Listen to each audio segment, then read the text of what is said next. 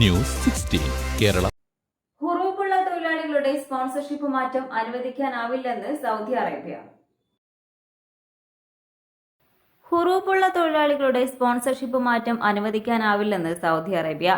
നിയമത്തിൽ നിലവിലുള്ള നിയന്ത്രണം കടുപ്പിച്ചിരിക്കുകയാണ് സൗദി. വ്യക്തിഗത തൊഴിലുടമകൾക്കിടയിൽ ഗാർഹിക തൊഴിലാളികളുടെ സ്പോൺസർഷിപ്പ് മാറ്റത്തിന് ഹുറൂബുള്ള തൊഴിലാളികൾക്ക് അവസരം ലഭിക്കില്ല.